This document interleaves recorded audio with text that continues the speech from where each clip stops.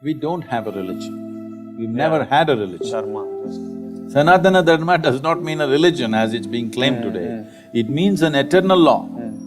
So we said all the dharma should change, but one thing should not change, which is the eternal law. What is the eternal law about?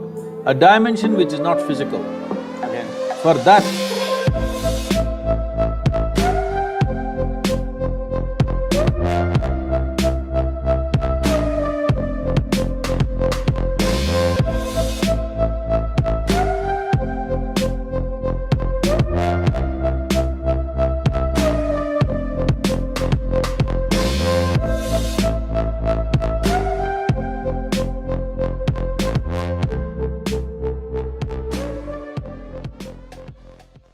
My next topic is one of the most controversial, but it's religion.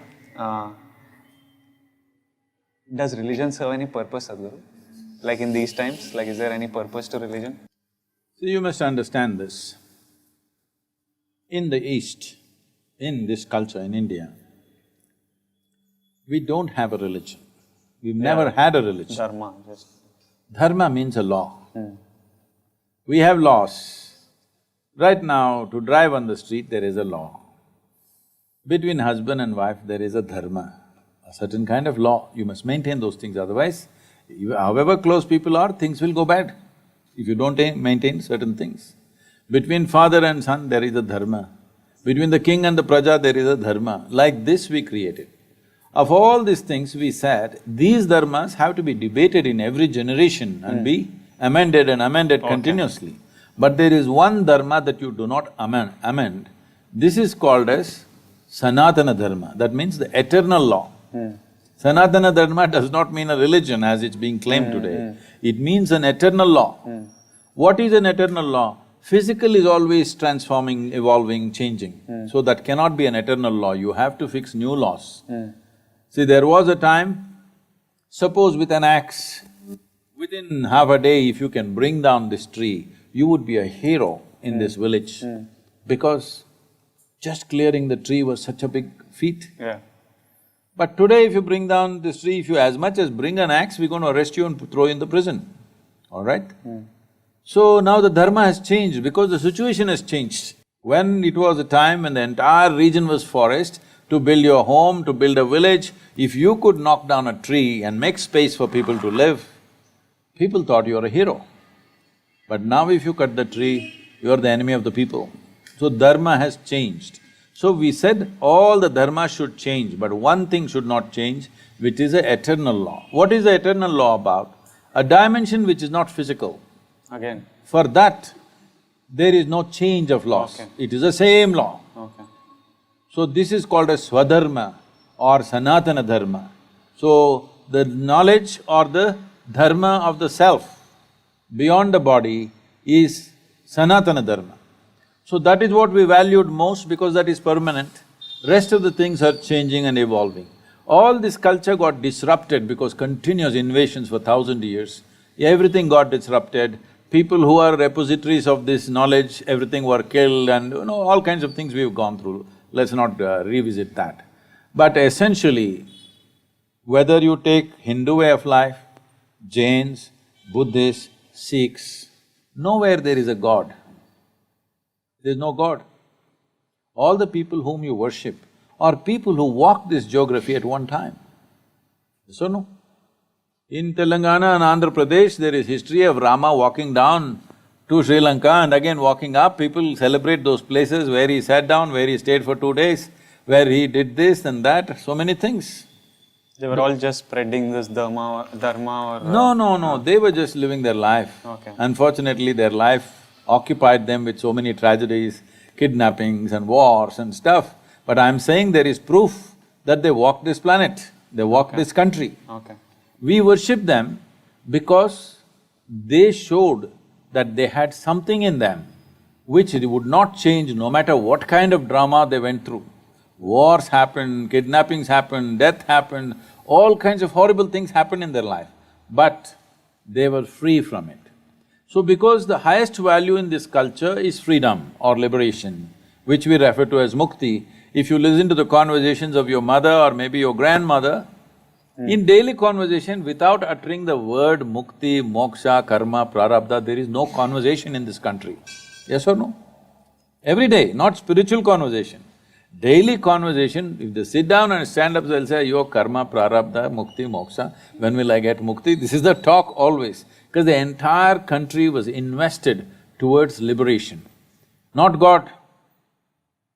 We use these people as symbols of liberation. Even though life put them through all kinds of trials and tribulations, they remained above it. So we see that they are free. They are in a certain state of freedom that the physical world never disturbed them. But at the same time, they were not withdrawn. They were actively engaged in the physical world. Fighting a battle means absolute involvement, isn't it? When you're pitching your life out there, can't be any more involvement in life. So they're absolutely involved, but at the same time untouched by life. So we worship that quality because they're representing mukti, they're representing absolute freedom from life. So it's because of that these people became symbols, whether Rama, Krishna, Buddha, Guru Nanak or whoever, they all became symbols of mukti. Even when they were living, they were free. Actively involved but free. But does the religion serve a purpose? You're saying it is like a rule book that we follow to stay civilized? No, there is no rule book in India. But you called it the law. See, the law, that's what I said.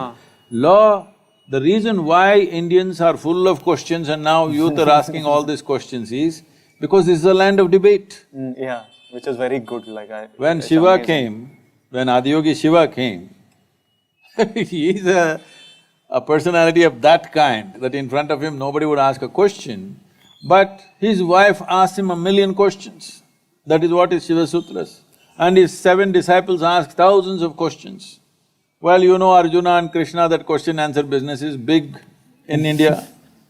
See, Arjuna and Krishna are so intimate with each other, they know each other so well. But that guy in a crucial moment, how many questions he has? Because in this culture, dharma has always been a point of debate, because dharma has to evolve. All dharmas have to evolve, except the sanatana dharma or the eternal law or the swadharma need not evolve because that is not changing. So this is a land of seekers of truth and liberation. Here there's no religion as such.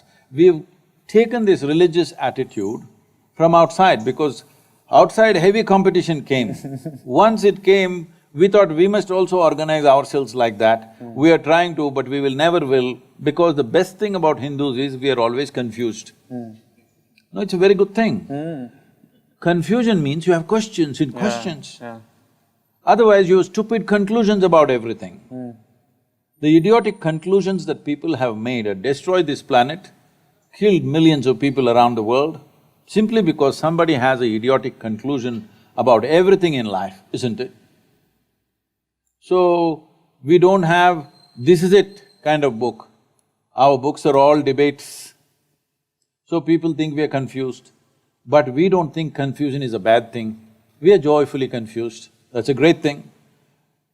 You have concluded something. If I ask 2 questions, your conclusion will fall apart. That is why if I ask a question, you will kill me. Questioners have always been killed in every other culture, do you know this? They ask a question, you kill the man. That's one way of handling the questions.